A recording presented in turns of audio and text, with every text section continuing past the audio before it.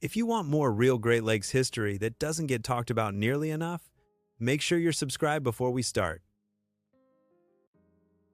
These stories disappear fast, and most of them never get corrected once the details are lost. Thunder Bay has a reputation, not a spooky one, not a legendary one, a quiet one.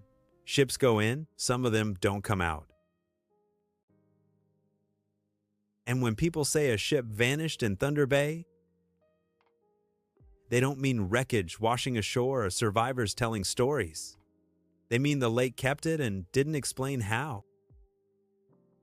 Thunder Bay sits on the north shore of Lake Huron, a natural harbor shaped like a trap. It looks calm, protected, safe. That's why it was used heavily during the height of Great Lakes shipping: grain, lumber, ore, supplies. But geography that makes a good harbor can also make a bad exit. Sudden weather shifts, confined channels, cold water, limited visibility, and depths that drop off faster than people expect. Over the years, dozens of ships were lost in or near Thunder Bay. Most have names, dates, wreck sites, and then there are the ones that don't. One disappearance in particular has stayed unresolved, not because it was dramatic, but because it wasn't. No distress signal, no storm recorded at the time, no collision reports. The ship entered the Thunder Bay area and never arrived at its next destination. At the time, shipping records treated it as a delay, then an accident, then a mystery. Search efforts were limited. The technology of the era couldn't scan the lakebed effectively, and Thunder Bay's underwater terrain is complicated. Ridges, drop-offs, sediment that shifts with currents. Weeks passed, then months. No debris surfaced, no oil slick, no cargo, no bodies, just an empty line in the shipping ledger. What makes Thunder Bay different from open water disappearances is that it feels contained. If something goes wrong in the middle of Lake Huron, the possibilities are endless. But Thunder Bay feels like somewhere you should be able to find answers. And yet, divers and researchers have found shipwrecks there decades later, perfectly preserved that no one knew existed. Entire vessels sitting upright, masts intact, cargo still aboard. The cold freshwater preserves wood and metal far better than salt water. That means ships don't decay quickly, they wait, which raises an unsettling question. If the lake preserves ships so well, where's the missing one? One theory is sudden capsize.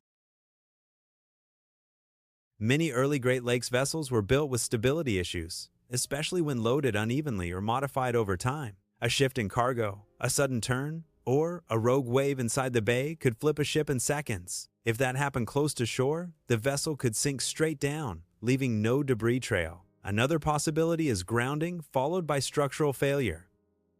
Thunder Bay's shoreline hides submerged rock formations that don't always show clearly on older charts. A ship striking one at speed could take on water rapidly too fast for a distress call. But again, that usually leaves evidence. And in this case, there wasn't any. Some have suggested the ship may lie buried under sediment. Over time, the lake floor isn't static. Storms, currents, and ice movement can cover wrecks completely. Ships that once sat exposed can disappear beneath layers of silt. That explanation works, but only partially, because other wrecks nearby haven't vanished the same way. Then there's the human factor. Records from the era weren't perfect. Some ships were poorly documented. Ownership changed. Names changed. Cargoes weren't always declared accurately. It's possible the disappearance wasn't dramatic, just poorly recorded, misfiled, and forgotten. But that explanation doesn't sit well with historians, because multiple ports noticed the ship never arrived. Someone was waiting. Thunder Bay has earned a reputation among divers as a place where the lake doesn't give everything back, not because it's violent, because it's quiet.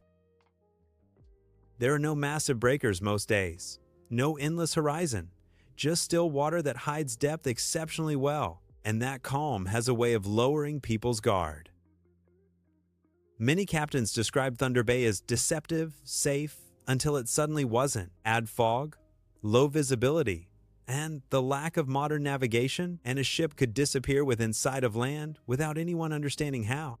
What makes this story persist isn't the idea of something supernatural, It's the absence of closure, no confirmed wreck site, no recovery, no final explanation, just a missing vessel in a lake that usually preserves its dead. And that's why Thunder Bay still draws attention, not because of legends, but because of gaps. Because every time a new wreck is found there, people wonder if it's the one that never came back. So far, it hasn't been. And until it is, Thunder Bay keeps its reputation. If you've heard local stories about missing ships, unexplained wrecks, or disappearances in Thunder Bay, leave a comment. Local memory tends to survive longer than official records. And if you want more long-form dives into Great Lakes mysteries, shipwrecks, and places where history quietly went missing, make sure you're subscribed. Because some waters don't announce what they take, they just keep it.